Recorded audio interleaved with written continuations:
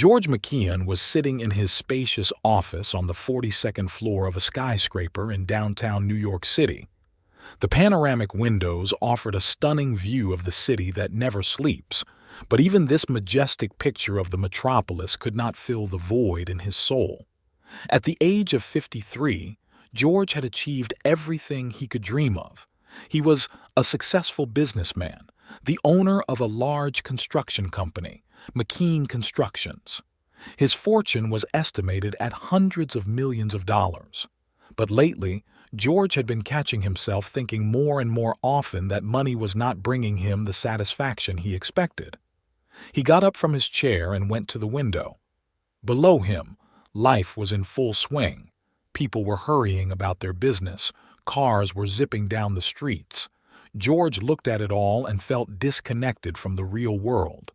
Suddenly, the office door opened and his secretary, Linda, came in. "Mr. McKeon, Mr. Peterson is here to see you to discuss a new project," she said. George sighed. "Thank you, Linda. Tell him I'll be there in 5 minutes." When the secretary left, George looked out the window again. "Is this really all I have? Is this really what happiness is?" he thought. The meeting with Mr. Peterson went on as usual, discussing numbers, plans, strategies. But George could not concentrate. His thoughts were far away. In the evening of the same day, George arrived home. His huge mansion greeted him with the usual silence. His wife had died 5 years ago, and his children had long since grown up and moved on with their lives. He sat in the living room looking at the photos on the mantelpiece. Here he was with his wife at their wedding. Here he was with his children at a picnic. And here he was at the opening of his company's first major project. Suddenly, the phone rang. It was his daughter-in-law, Emily. "Hi, George," he heard her voice say. "Tom and I wanted to invite you to dinner on Saturday. Can you make it?" George smiled. "Of course, dear. I'd love to." On Saturday evening, George arrived at his son's house. Tom and Emily lived in a modest house in the suburbs. George often offered them financial help, but they always refused, saying they wanted to make it on their own. During dinner, the conversation revolved around the usual topics: work, children, plans for the future. But when Emily started talking about her work at a construction site, George suddenly became interested. "You're not going to believe this, George," Emily said, "how hard this job is. But you know, there is something real about it. When you see the result of your work, it gives you such a sense of satisfaction." George listened to her, and something inside him began to stir. He looked at his daughter-in-law, tired but happy, at his son, who looked lovingly at his wife, and suddenly realized what he had been missing all these years. When George returned home, he could not sleep. He thought about the conversation with Emily, about his life, about what he had lost over the years in pursuit of success. The next morning, he woke up with a strange feeling. He knew he had to do something, to change something in his life. George arrived at the office earlier than usual. He called his deputy, Michael. "Michael," George said when he came in, "I want you to take over the company for a while." Michael looked at him in surprise. "But, Mr. McKeon, what's wrong? Are you going somewhere?" George smiled. "You could say that. I want to take a break, see life from a different perspective." "I don't understand," Michael said. "I don't really get it either," George replied. "But I know I have to do it. I want to work on a construction site, just a simple laborer." Michael looked shocked. But why? You own the company." "That's exactly why," George said. "I lost touch with reality a long time ago. I want to feel again what it means to work with my hands, to see the result of my labor." "But you can just visit the construction site, talk to the workers," Michael began. George interrupted him. "No, Michael, I want to really feel it. I want to work on an equal footing with the others without privilege." Michael sighed. "I still don't understand, but if that's what you want, how long do you plan to be gone?" "I don't know," George answered honestly. "Maybe a few months. I'll let you know." George spent the next few days preparing for his experiment. He rented a small apartment in a working-class neighborhood and bought simple clothes. He decided to introduce himself as Jimmy Mack, just a man looking for a job. On the last night before he started his new life, George sat in his mansion looking out over the city. He felt fear and excitement, but also a strange kind of excitement. For the first time in years, he did not know what tomorrow would bring. Early in the morning, George, now Jimmy, left his new apartment and headed to the nearest construction site. His heart was pounding as he approached the foreman. "Good morning," he said. "I'm looking for a job. Do you have any vacancies?" The foreman gave him a critical look. "Do you have any construction experience?" George hesitated for a moment. "Not much, but I'm willing to learn and work hard." The foreman sighed. "Very well. We need hands. But I warn you, this is a tough job. If you don't do it, we'll say goodbye." "I understand." George nodded. "Thanks for the chance." And so began a new life for George McKeown, a life that would change him forever. The sun was barely above the horizon when George, now known as Jimmy, arrived at the construction site. The cool morning air was filled with the smell of fresh concrete and metal. Workers were already gathering around the foreman's trailer, waiting to be assigned tasks for the day. Jimmy shifted nervously from foot to foot, feeling the inquisitive glances of the other workers. He was obviously older than most of them, and his impractical work clothes were conspicuous. "Hey, Grandpa, you're not lost, are you?" a mocking voice asked. Jimmy turned around and saw a young man smiling sarcastically. It was Thomas, one of the youngest workers on the site. "No, I'm going to work here," Jimmy replied calmly. Thomas laughed. "Really? You can barely lift a shovel." The other workers started to smile as well, but their laughter was interrupted by the appearance of the foreman, Frank. He was a burly man of 45 with a stern look and a scar on his chin. "All right, listen up," Frank barked. "We have a new guy today. Jimmy, right?" Jimmy nodded. "All right, Jimmy. You're going to work with Louis. Luis, show him what to do." A tall, thin man of Hispanic descent raised his hand. "Got it, boss." Frank continued to hand out tasks, and Jimmy walked up to Louis. "Hi, I'm Jimmy," he said, shaking hands. Louis shook it. "Luis, come on. I'll show you where we're working today." They headed to the unfinished part of the building. Luis explained, "Today we are pouring the foundation for a new section. First we have to prepare the formwork." Jimmy nodded, trying to memorize every word. He had never done anything like this before, and everything seemed complicated and unfamiliar. "Here, take these boards and start stacking them like this," Luis showed him. Jimmy took the board, but it was heavier than he expected. He almost dropped it, causing laughter from the workers passing by. "Hey, Grandpa, be careful. Don't tear yourself," Thomas shouted. Jimmy felt himself blushing with shame but tried to ignore the ridicule. He concentrated on his work, listening carefully to Luis's instructions. The hours dragged on endlessly. The sun rose higher and higher and the heat became unbearable. Jimmy could feel the sweat trickling down his back and his hands were shaking from the unaccustomed strain. But he didn't give up. During the lunch break, Jimmy sat down away from the other workers. He took out the sandwich he had made in the morning and was surprised to realize how hungry he was. The physical labor was much more exhausting than he had expected. "May I sit down?" he heard a voice say. Looking up, Jimmy saw Luis with a lunchbox in his hands. "Sure," he replied. Luis sat down next to him. "Rough first day, huh?" Jimmy sighed. "Yeah, it was. I didn't realize it would be this hard." Luis smiled. "The first days are always the hardest, but you're doing great for a rookie." "Thanks," Jimmy replied. "Tell me, why did you decide to work in construction?" Luis thought for a moment. "You know, I came here from Mexico 5 years ago. I wanted to provide a better life for my family.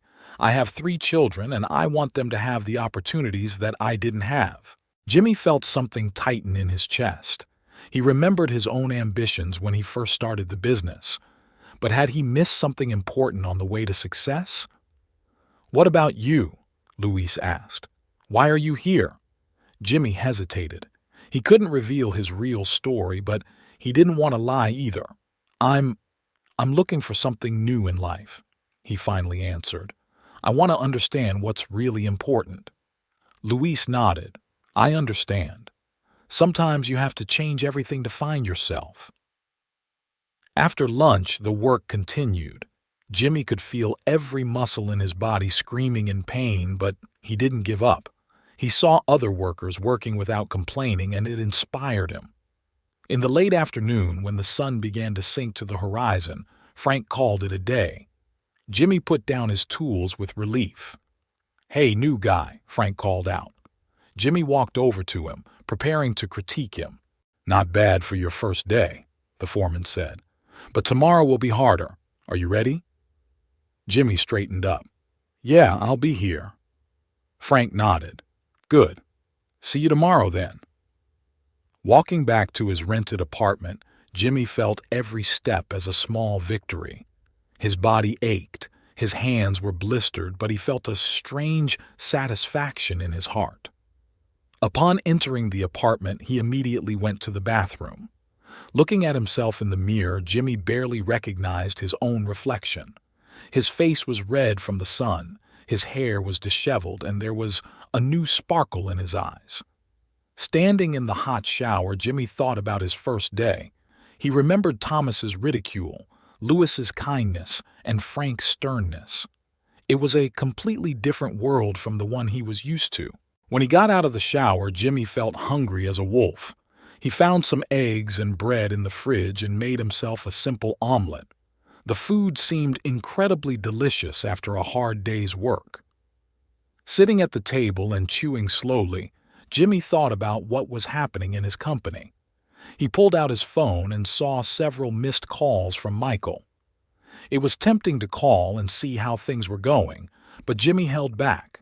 He wanted to fully immerse himself in his new life without distractions. Before going to bed, Jimmy decided to write down his impressions of the first day. He found an old notebook and pen and started writing. Day 1. It was much harder than I expected. Physically, I am exhausted, but in a strange way, I feel more alive than I have in years. Today, I realized how far I was from real life. People here work not for money or status, but to provide for their families and give their children a better education. Maybe this is the real success? When he finished writing, Jimmy felt his eyes glaze over. He went to bed, which felt like the softest bed in the world, and fell asleep almost immediately. In the morning, Jimmy woke up before the alarm clock. His whole body ached. Every movement caused discomfort. For a moment, he wondered if he should continue with this experiment. But then he remembered yesterday, Louis's face when he told him about his family, and decided that he couldn't give up so easily. While eating breakfast, Jimmy thought about what was coming up today. He knew it would be hard, but he felt a strange excitement. For the first time in many years, he didn't know what the day would bring, and it was both frightening and exciting. Leaving the house, Jimmy took a deep breath of the morning air. He was ready for new challenges, for new discoveries. And who knows, maybe today he would find what he had been searching for. 2 weeks had passed since George McKeon, now known as Jimmy, started his work at the construction site. Every day brought new challenges and discoveries, but this morning was particularly difficult. Jimmy woke up with a sharp pain in his back. He could barely move, let alone get out of bed. Am I not going to be able to go to work? The thought flashed through his mind, but he immediately dismissed it. He couldn't let the team down, especially Louis, who had always been there for him. With great effort, Jimmy stood up, each movement accompanied by a painful groan. He staggered to the bathroom and looked at himself in the mirror. His face was haggard, with dark circles under his eyes. What am I doing? He asked himself. Is it all worth it? But there was no time for doubt. Jimmy quickly took a shower, hoping that the hot water would ease the pain at least a little, and hurried to work. The construction site was already in full swing. Luis noticed that Jimmy was moving slower than usual. "Hey, buddy, are you okay?" he asked, sounding concerned. Jimmy tried to smile. "Yeah, just a little tired. It's nothing." Luis looked at him suspiciously, but did not insist. "Okay, today we're working on the upper floors. We need to move the materials upstairs." Jimmy nodded, feeling his heart clench at the thought of climbing stairs with heavy materials. But he couldn't show his weakness. The day dragged on endlessly. Each flight of stairs was a real challenge for Jimmy. He tried not to show his pain, but other workers began to notice that something was wrong with him. "Hey, Grandpa, maybe you should go home?" He heard Thomas's mocking voice again. "You can barely move your legs." Jimmy ignored him, but Thomas's words hurt his ego. Was he really that weak? During the lunch break, Jimmy sat down to the side, trying to get some rest. He took out his sandwich, but he had no appetite. Suddenly, he noticed that Frank was staring at him. "Jimmy, can I talk to you for a minute?" the foreman called. Jimmy stood up, trying to hide his pain, and walked over to Frank. "What's wrong with you today?" Frank asked directly. "You can barely move." Jimmy tried to make excuses. "I'm fine, just a little tired. It'll pass." Frank looked at him intently.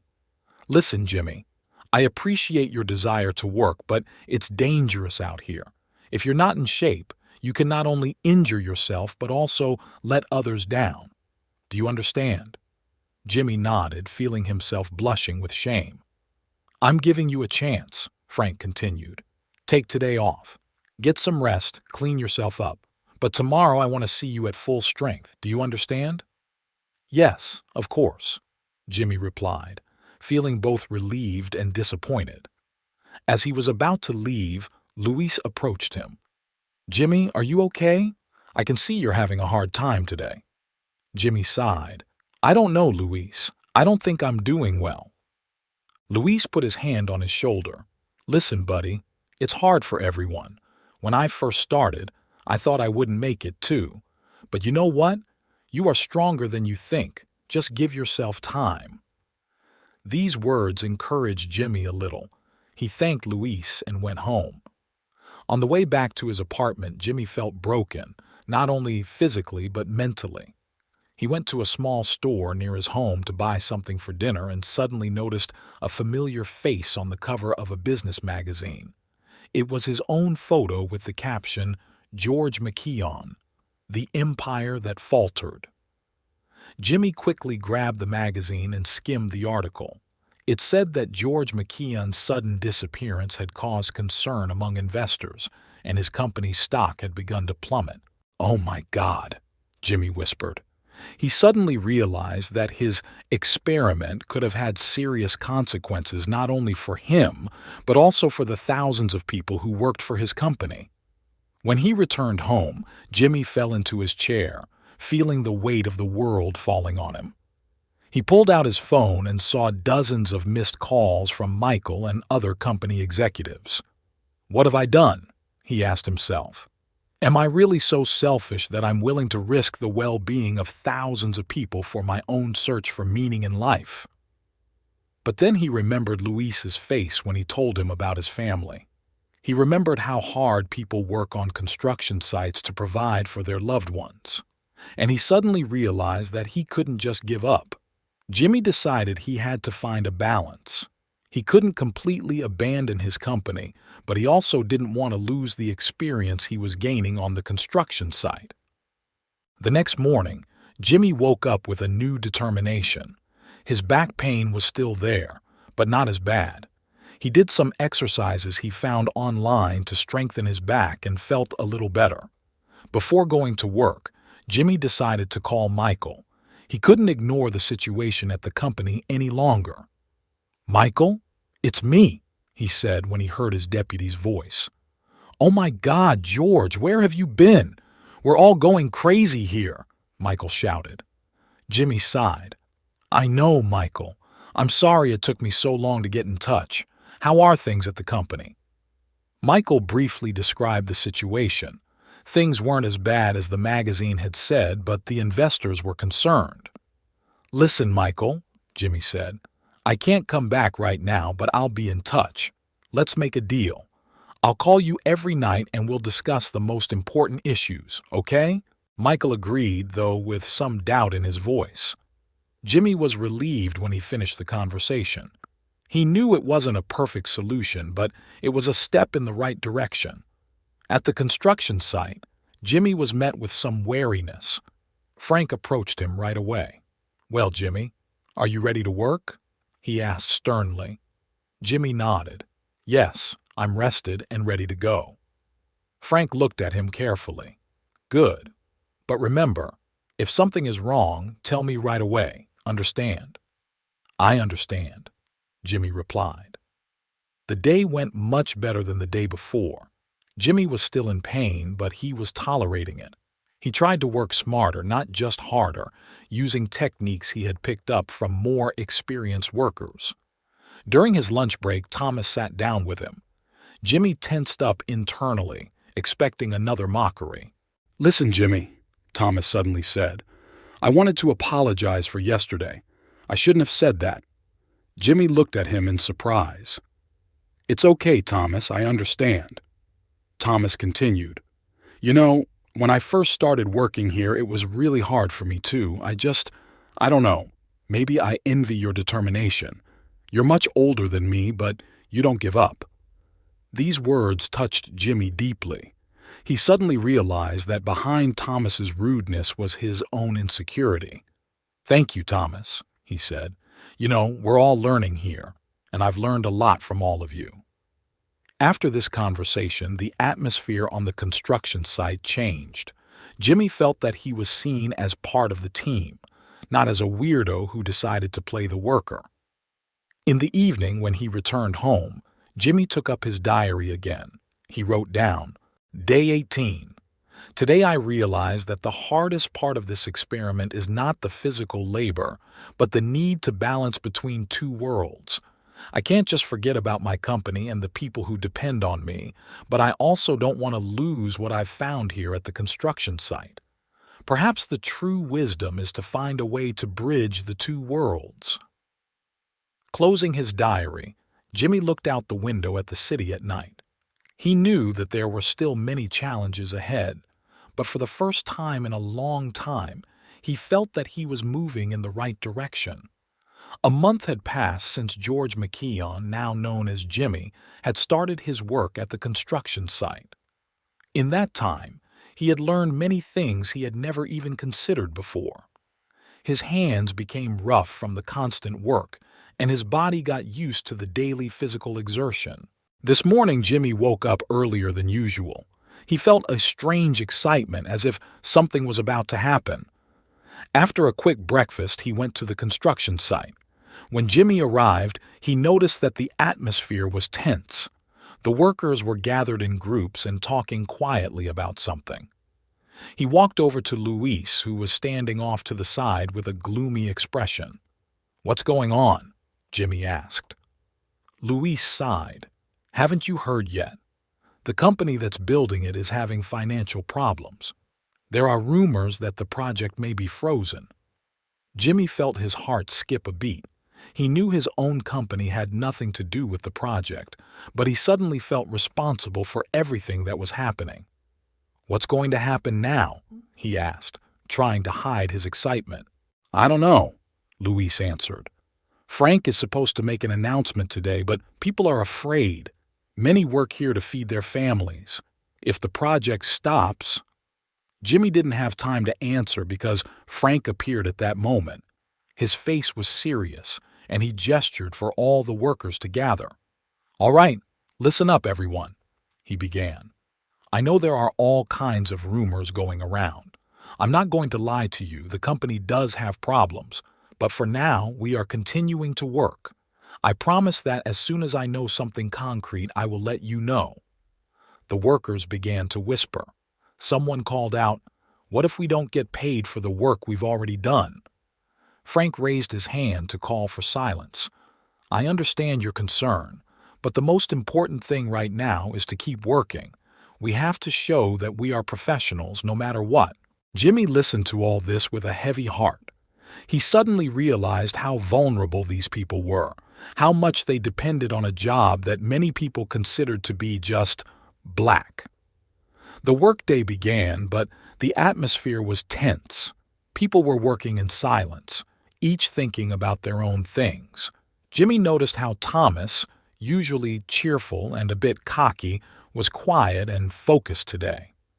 During his lunch break, Jimmy decided to go over to the trailer where Mary, an elderly woman who prepared food for the workers, was working.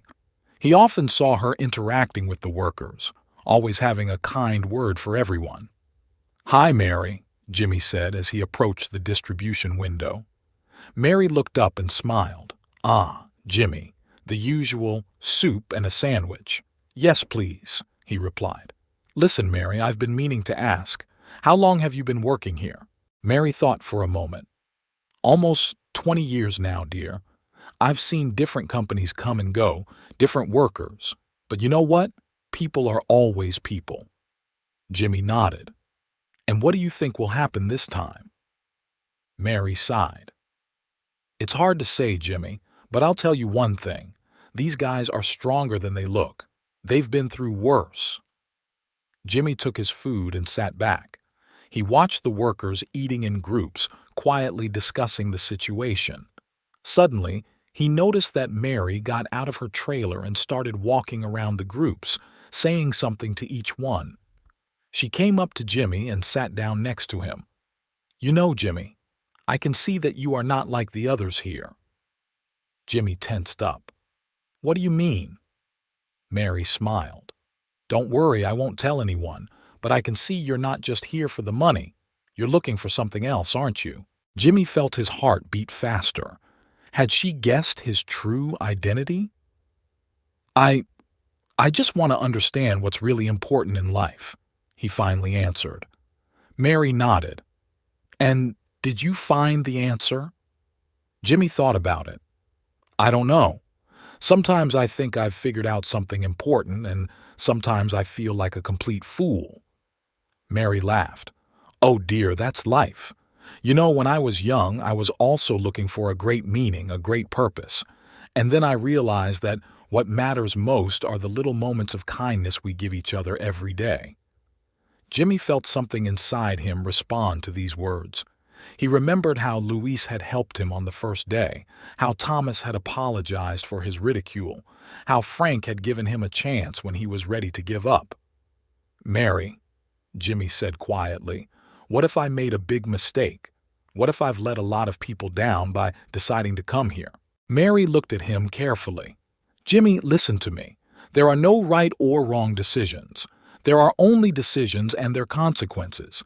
If you feel you've made a mistake, correct it, but don't regret the experience you've gained." These words struck Jimmy deeply. He suddenly realized that he had found something very valuable here at the construction site. Not only an understanding of hard work, but also the wisdom of ordinary people who face life's difficulties every day. After lunch, Jimmy returned to work with renewed energy.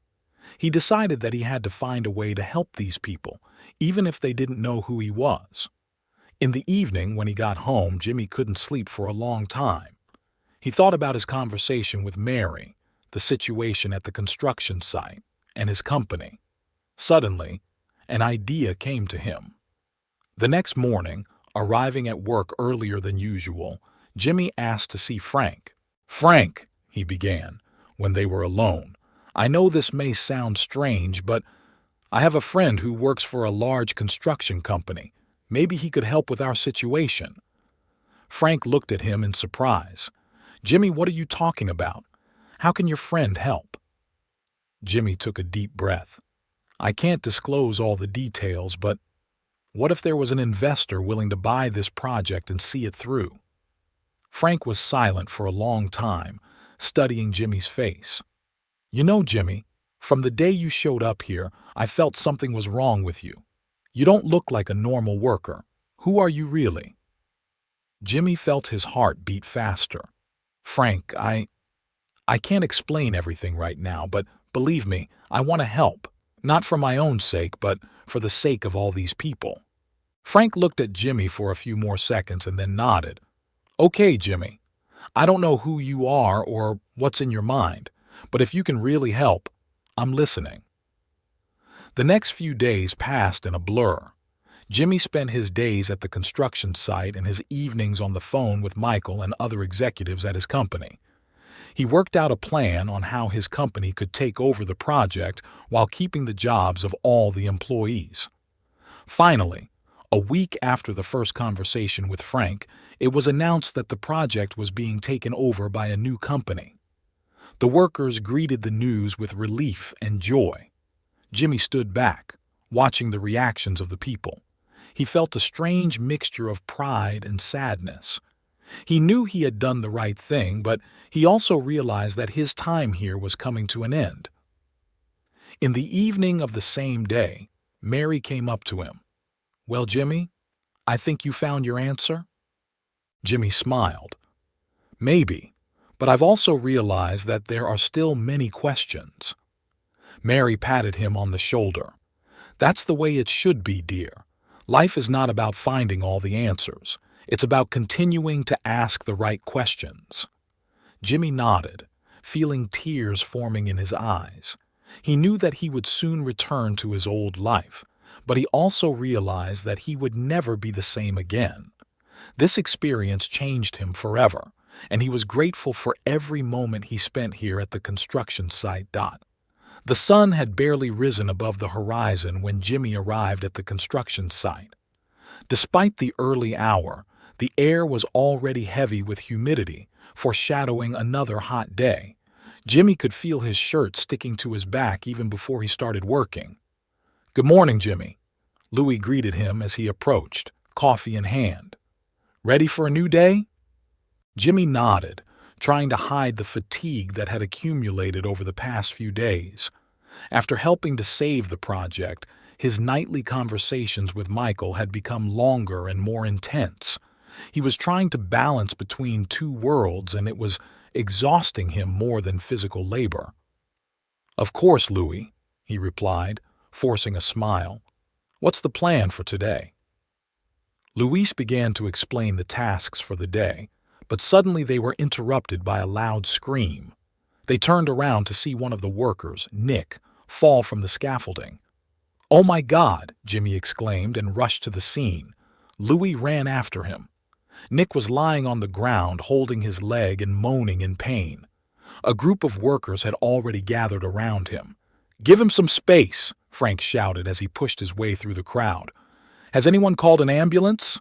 "I'm calling now," someone answered. Jimmy knelt down next to Nick. "Hang in there, buddy," he said, trying to assess the situation.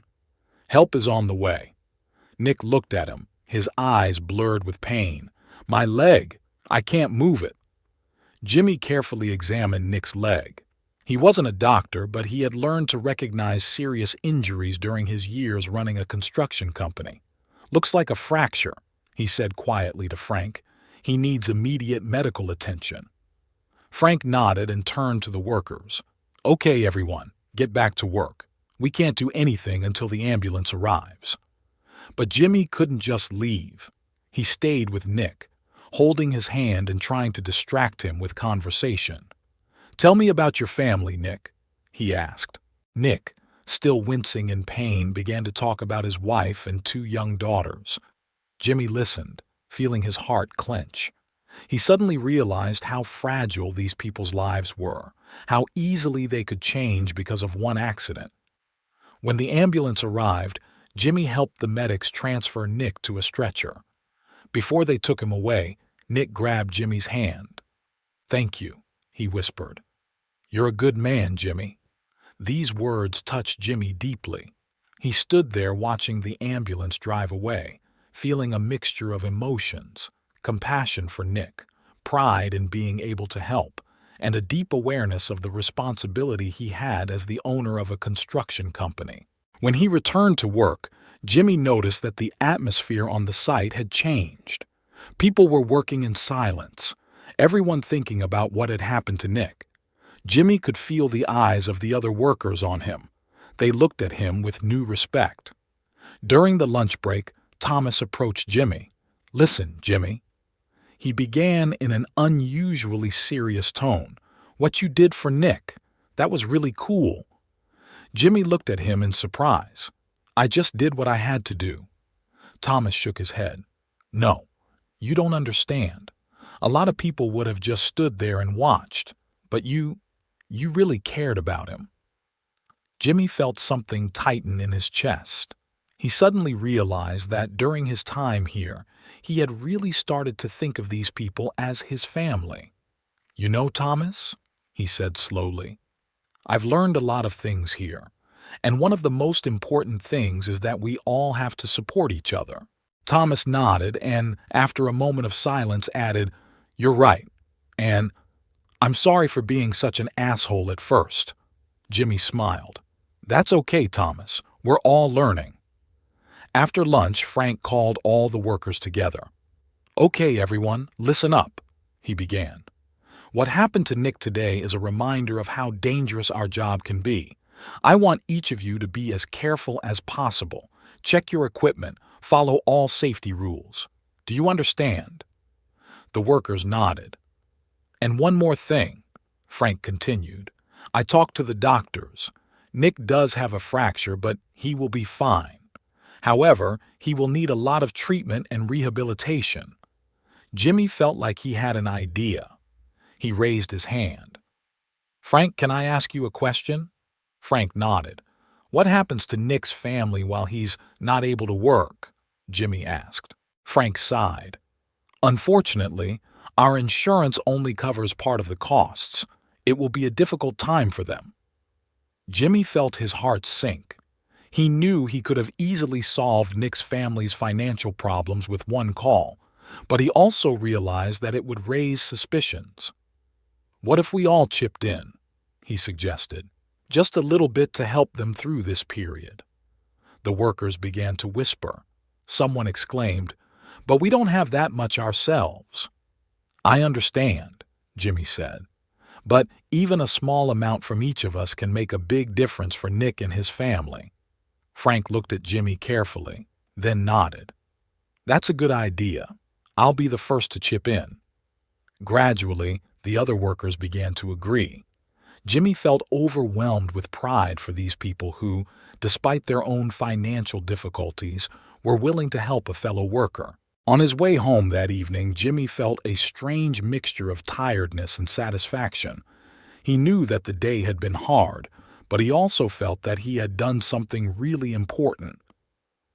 At home, he sat for a long time looking out the window and thinking about everything that had happened. He took out his diary and started writing. "Today I realized that true leadership is not about sitting in an office and making decisions. It is about being close to your people, sharing their difficulties and joys. I always thought that success was measured by the numbers in a bank account, but now I see that true success is the respect and trust of the people you work with."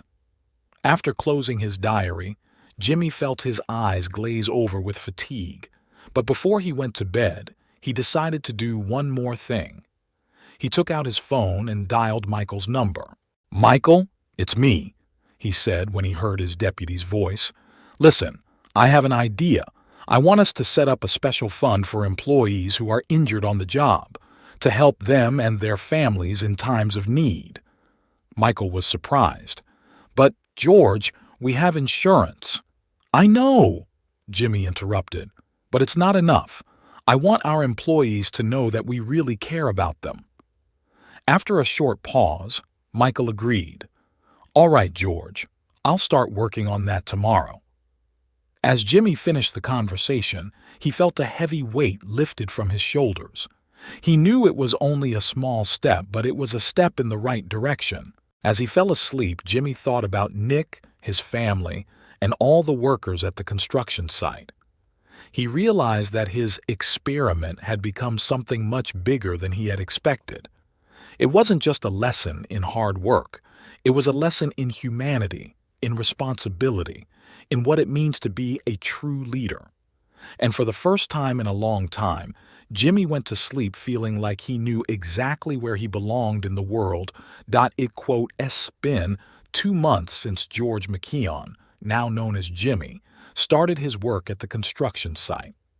In that time, he has not only learned how to perform a variety of construction tasks, but also gained a deeper understanding of the lives of ordinary workers. Today, however, was going to be a particularly challenging day. Jimmy woke up before dawn with a sharp pain in his back. He slowly got up, wincing in discomfort. Is this what the workers feel every day? He thought, trying to stretch his stiff muscles. Despite the pain, Jimmy forced himself to get up and get ready for work. He knew that today was an important day. They had to finish concreting the base of the new building, and every pair of hands counted. Arriving at the construction site, Jimmy immediately felt the tension in the air. Frank, the foreman, looked particularly concerned. "Good to have you here, Jimmy," Frank said when he spotted him. "We've got a problem. 2 guys are sick and haven't come to work.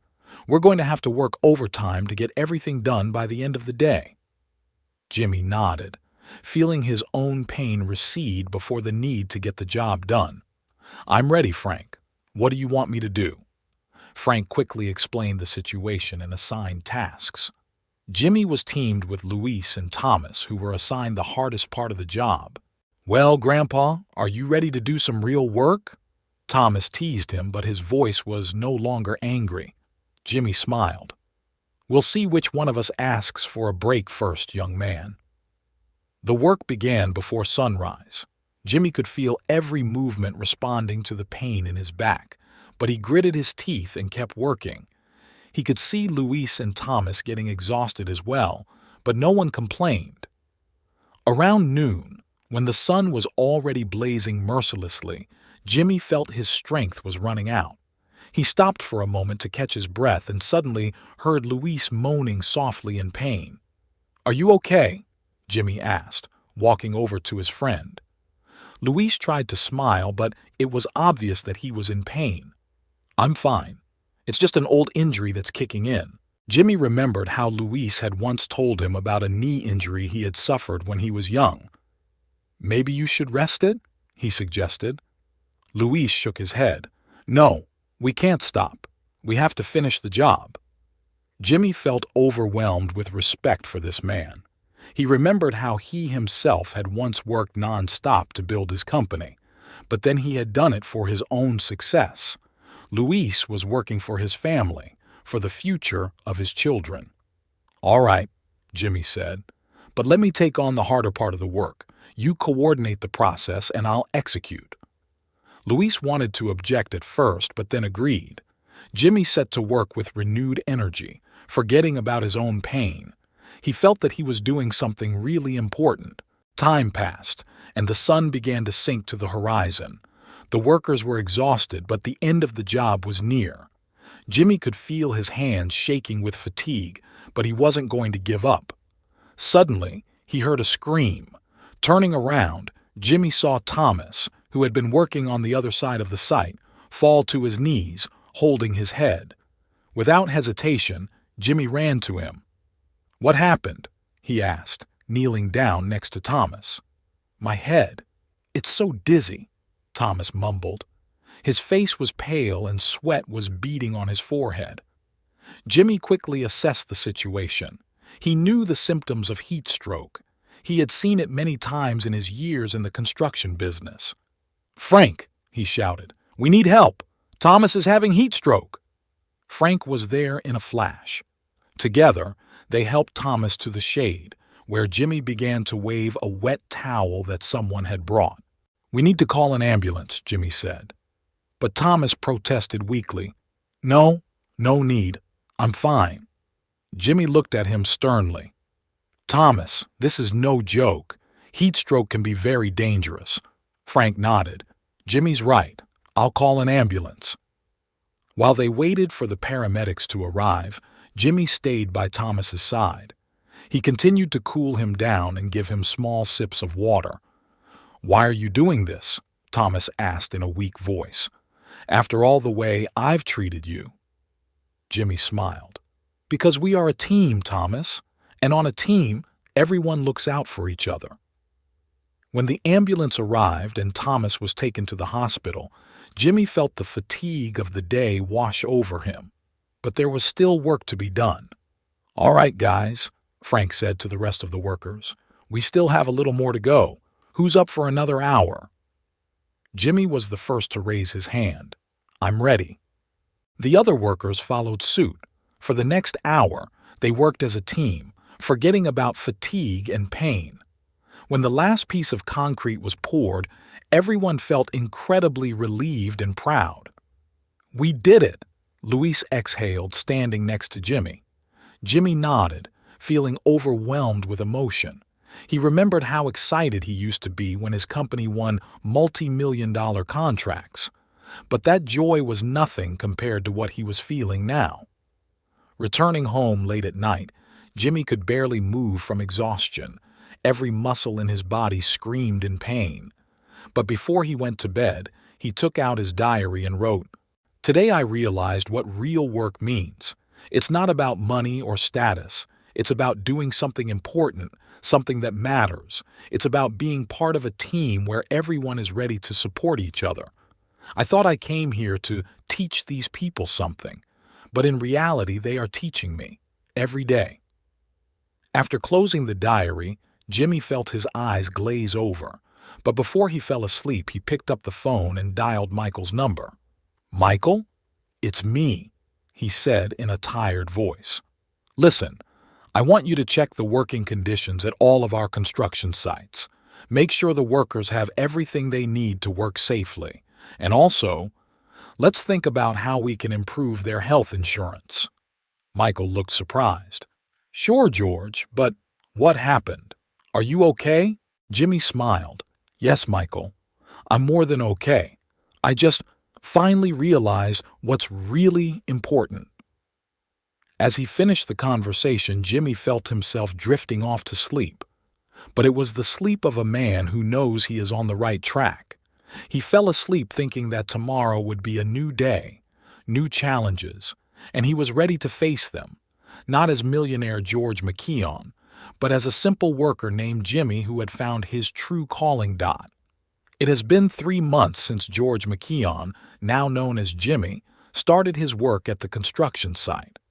During this time, he not only learned how to perform various construction tasks, but also gained a deeper understanding of the lives of ordinary workers. Today, however, was going to be a special day. Jimmy woke up early as usual. Even though his body was already used to physical activity, he still felt a slight ache in his muscles. But it didn't bother him as much as it used to. On the contrary, this pain reminded him that he was doing something important, something real. When Jimmy arrived at the construction site, he noticed that the atmosphere was very special. The workers were gathered in groups and talking quietly about something. He approached Louis, who was standing off to the side with a gloomy expression. "What's going on?" Jimmy asked. Louis sighed. "Haven't you heard yet? Today is Peter's last day at work. He's getting fired." Jimmy looked at his friend in surprise. "Peter? But why? He's one of the best welders on the site." Louis shrugged his shoulders. "They say the company decided to cut costs. Peter has been working here for 15 years and he's got a good salary. They probably figured they could find someone younger and cheaper." Jimmy felt his heart sink. He knew Peter. He was a quiet, hard-working man who was always willing to help others. And now, after 15 years of hard work, he was just being thrown out on the street. "It's not right," Jimmy said, feeling his anger boiling over. Luis nodded. "Yeah, but what can we do? That's the way the game is played." Jimmy wanted to say something, but at that moment Frank appeared and announced the start of the workday. Everyone went to their places, but the atmosphere remained tense. Throughout the day, Jimmy couldn't stop thinking about Peter's situation. He remembered how he had once made similar decisions based on numbers and efficiency. But now, working side by side with these people, he realized how ruthless those decisions were. During his lunch break, Jimmy noticed that Peter was sitting by himself, separated from the others. Without hesitation, he walked over and sat down next to him. "Hi, Peter," Jimmy said. "How are you?" Peter looked up and Jimmy saw a mixture of sadness and confusion in his eyes. "I'm fine, Jimmy," he answered quietly. "I just don't know what to do next." Jimmy felt his throat tighten. "Look, I know this isn't easy, but you're a great specialist. You'll find a new job for sure." Peter smiled bitterly. "Maybe so, but you know what's worse? I've devoted 15 years of my life to this company. I've missed my kids' birthdays, worked weekends when I needed to. And now, they're just throwing me away like I'm a useless piece of equipment." Jimmy felt overwhelmed with guilt. He remembered how many times he had made similar decisions without thinking about the people behind the numbers in the reports. "Peter," he began cautiously, "what are you planning to do next?"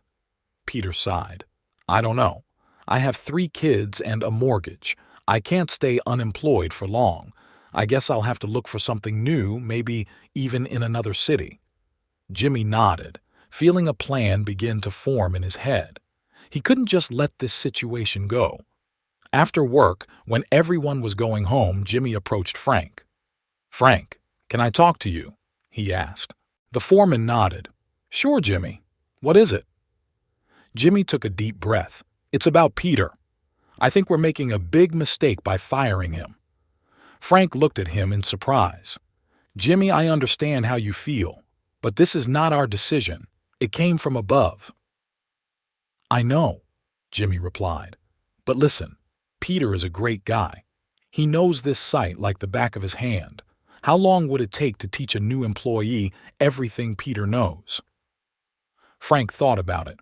"Well, a lot, but that's not the point. The company decided it would be more cost-effective."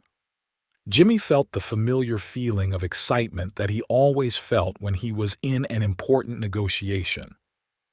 "What if I told you I knew a way to keep Peter and save the company money at the same time?" he asked.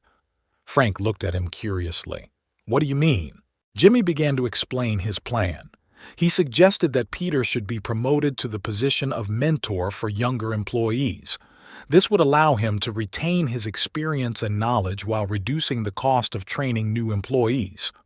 Plus, Jimmy added, it would show other employees that the company values dedication and experience. It will boost the morale of the entire team. Frank was silent for a long time, thinking about Jimmy's words. Finally, he said, "You know, Jimmy, it's not a bad idea, but I'm not sure if the management will agree."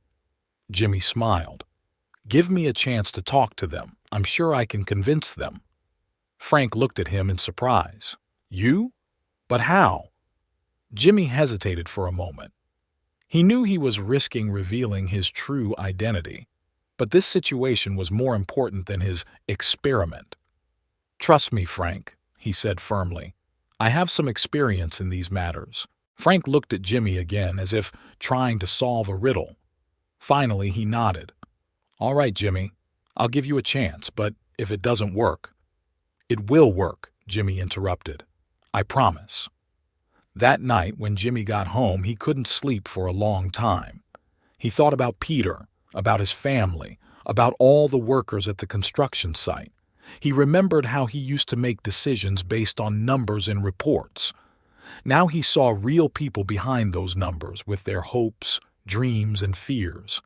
Finally, around midnight, Jimmy picked up the phone and dialed Michael's number.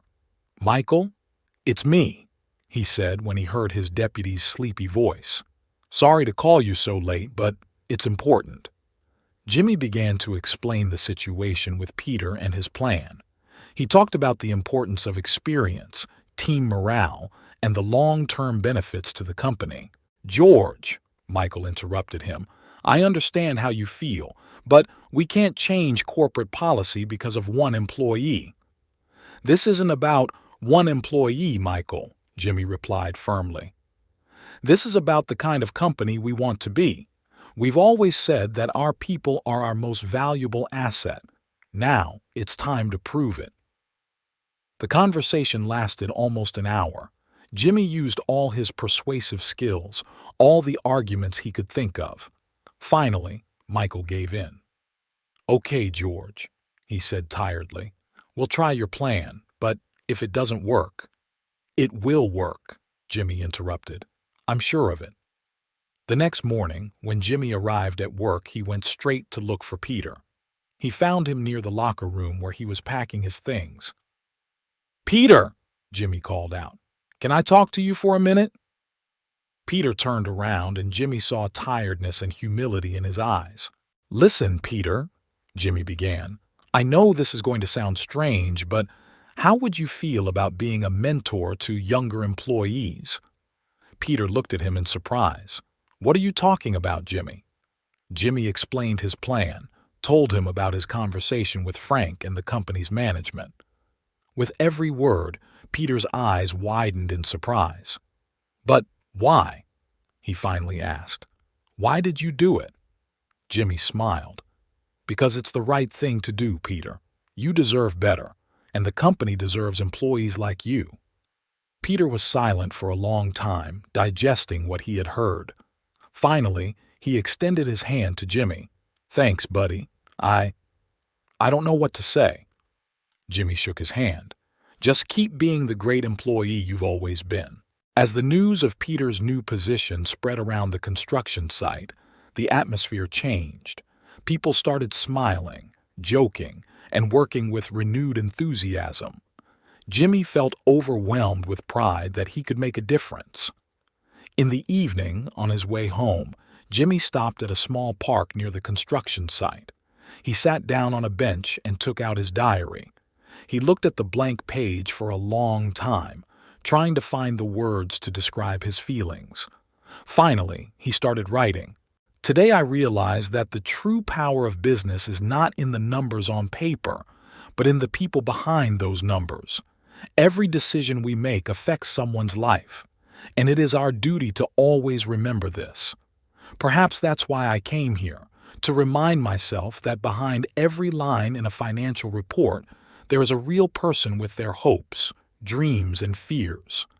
And if we want to be truly successful, we have to care not only about profits, but also about the people who help us create those profits." Closing his diary, Jimmy looked at the sky, which had already begun to darken. He felt that he had done something really important today, and this feeling was far more valuable than all the millions he had earned in his career. It had been 4 months since George McKeon, now known as Jimmy, started his work at the construction site. During this time, he not only learned how to perform a variety of construction tasks, but also gained a deeper understanding of the lives of ordinary workers and became part of their community. However, today was going to be a special challenge for Jimmy. The morning began as usual. Jimmy woke up before dawn, had a quick breakfast, and headed to the construction site. But as soon as he arrived, he felt that something was wrong. The workers were gathering in groups and whispering quietly about something, giving him strange looks. "What's going on?" Jimmy asked Luis, coming up to him. Luis looked worried.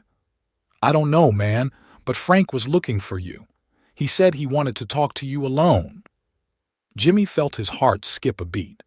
Had Frank found out something about his real identity? He tried to stay calm as he walked to the foreman's office. Frank was sitting at his desk, his face serious and tense. When Jimmy entered, he gestured for him to sit down. "Jimmy," Frank began, looking him straight in the eye, "I've been thinking for a long time about how to start this conversation, but it's probably best to just come right out and say it. Who are you really?" Jimmy felt a cold sweat break out on his forehead. He tried to remain calm. "What are you talking about, Frank? I don't understand." Frank sighed. "Listen, Jimmy, I wasn't born yesterday. From the day you showed up here, I've been feeling that there's something wrong with you. You're too educated for an ordinary worker. Your hands, they don't look like the hands of someone who has worked physically all his life. And this story with Peter, how did you convince the management to change their mind?" Jimmy felt his heart pounding. He knew this moment would come, but he didn't think it would be so soon. "Frank," he began cautiously, "I understand your suspicions, but believe me, I have no bad intentions. I'm here to do what?" Frank interrupted him. "To spy on us? To check on our work? Or maybe you're a journalist who wants to write a sensational story about the lives of construction workers?" Jimmy realized that the moment of truth had come.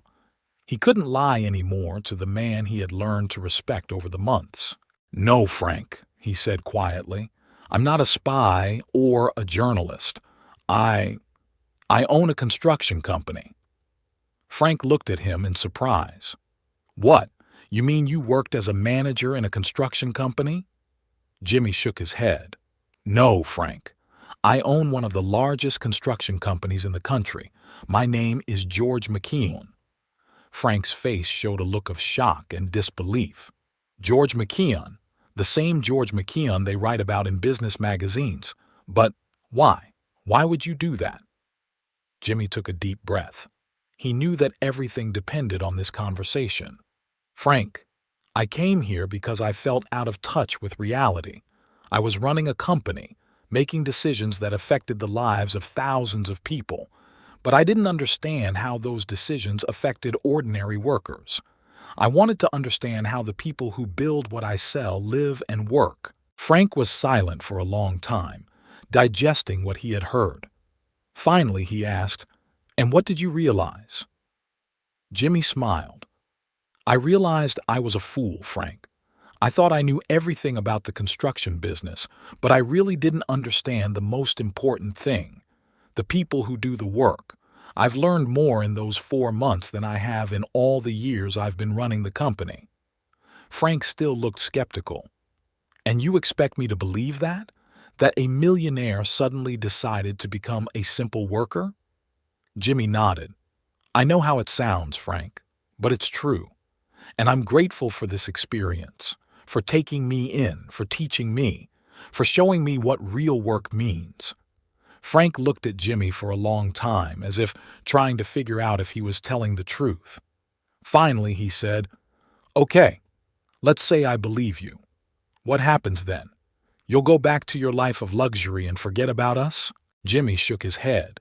"No, Frank. I can't just leave everything behind. I want to use what I've learned here to change my company, make it better for the workers." "And how are you going to do that?" Frank asked. Jimmy began to explain his ideas. He talked about improving working conditions, fair pay, training, and development programs for workers.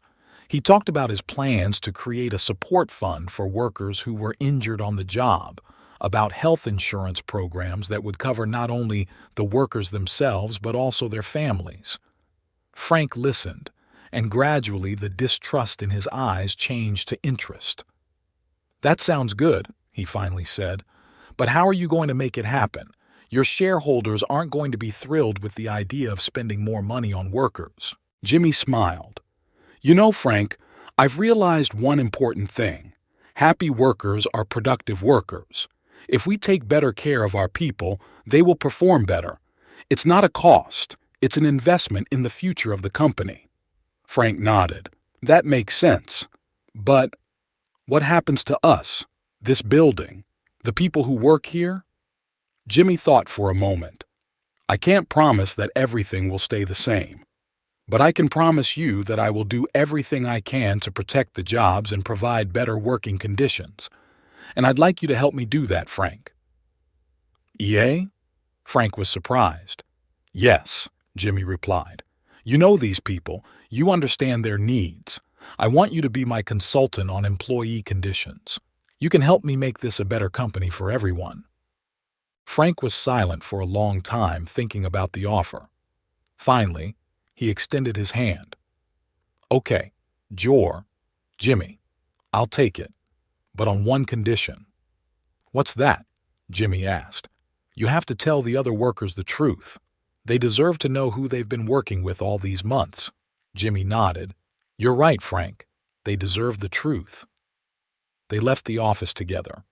Frank called all the workers together, and Jimmy stood in front of them, feeling his heart pounding with excitement. "Friends," he began, I have something to tell you. The workers' reactions varied. Some were shocked, some were angry, some simply could not believe it. Louis was silent for a long time, and then he just hugged Jimmy.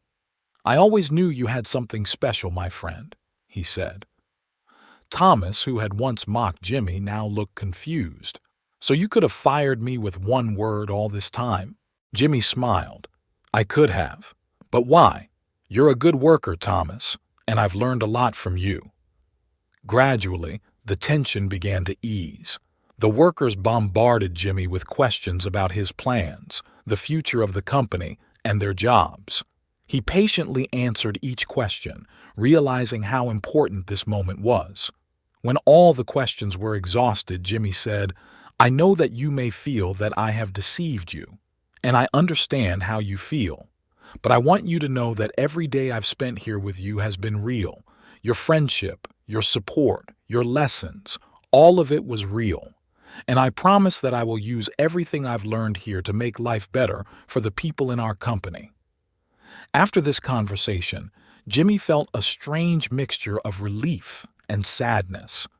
He knew that his experiment had come to an end, but he also realized that it was only the beginning of a new journey. In the evening, when he returned home, Jimmy sat for a long time looking out the window.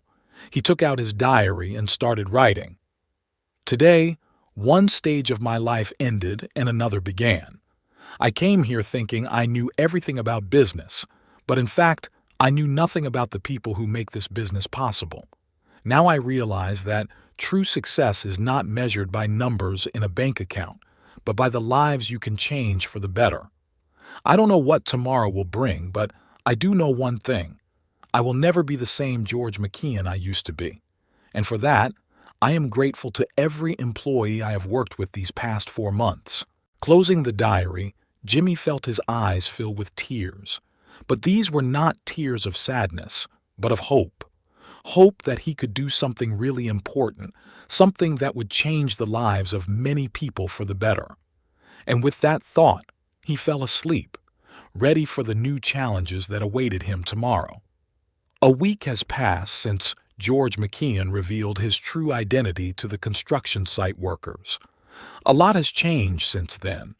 The atmosphere at the construction site was tense, and the workers were still trying to process the fact that their colleague Jimmy was actually a millionaire and the owner of a large construction company.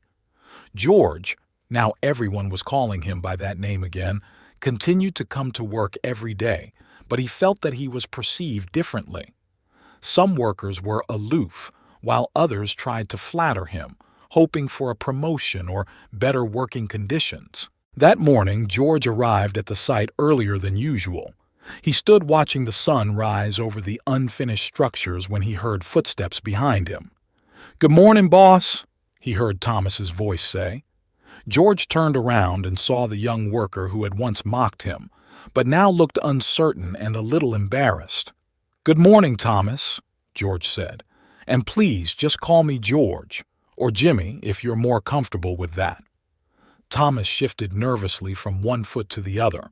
"Look, I wanted to apologize for the way I treated you earlier. I didn't realize—" George smiled. "It's okay, Thomas. You don't have to apologize. On the contrary, I'm grateful to you." "Grateful?" Thomas was surprised. "For what?" "For being honest," George answered. "You didn't try to flatter me when you thought I was just a newbie.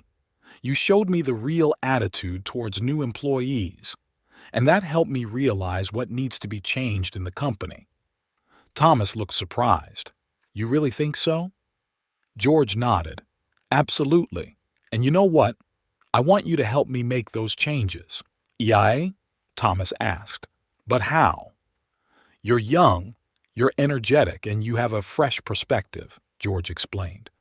"I want you to be part of a team that will develop new programs for young workers. Training, mentoring, career development programs. What do you say?" Thomas's eyes shone with enthusiasm. That would be great. Thank you for your confidence because, George." George patted him on the shoulder. Don't thank me. Just show me what you can do." As other workers began to arrive at the site, George noticed that the atmosphere was gradually changing. People were still looking at him with some wariness, but there was no longer the same tension that had been present for the past week. During the lunch break, George sat down at the table with Luis, as he had done for the past few months. Luis, who had initially been shocked by George's disclosure, now seemed more relaxed. "How are you, my friend?" George asked. Luis smiled. "You know, it was weird at first. I thought everything had changed. But then I realized that you are still the same Jimmy I knew. You just have more power to make a difference now." George felt his heart fill with warmth. "Thank you, Louis. You have no idea how much those words mean to me." "What do you plan to do next?" Luis asked. "You can't work here at the construction site forever." George sighed. "You're right. I should get back to running the company, but I don't want to lose touch with reality. So I'm thinking about spending time on different construction sites on a regular basis, talking to the workers, understanding their needs." Luis nodded. "That's a good idea. But you know what's even more important? I want you to remember what you've learned here. I want you to remember that there are real people behind every decision you make in your office." "I will never forget that, Louis," George said firmly. "And I want you to help me with this. I want to create a workers' council that will meet regularly with the company's management and voice their ideas and concerns. And I want you to be the head of that council." Luis's eyes widened in surprise. "Me? But why me?" George smiled. "Because you are honest, fair, and really care about the people around you. You're someone the other workers trust, and I trust you." Luis was silent for a long time, thinking about the offer. Finally, he stuck out his hand. "Okay, George, I agree, but on one condition." "What is it?" George asked. "You have to promise that you will listen to us, not just nodding your head, but actually listening and acting." George shook Luis's hand. "I promise." After lunch, George called all the workers together. He stood in front of them, feeling a mixture of excitement and determination. "Friends," he began, "I know that the last week has been difficult for all of us. You have learned the truth about me, and I realize that this may have shaken your trust. But I want you to know that every day I've spent here with you has been real. Your friendship, your support, your lessons, all of it was and still is real to me." He paused, looking into the eyes of each worker. "I came here thinking I knew everything about the construction business, but you have shown me that I did not know the most important thing, about the people who make this work possible.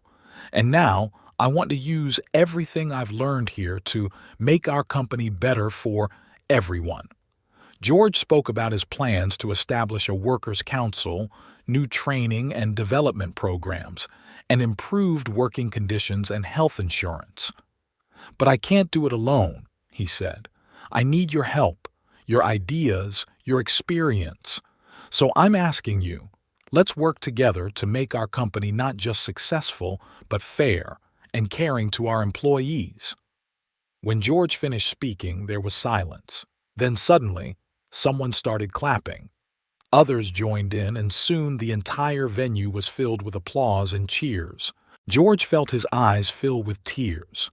He realized that this was not the end of his journey, but only the beginning.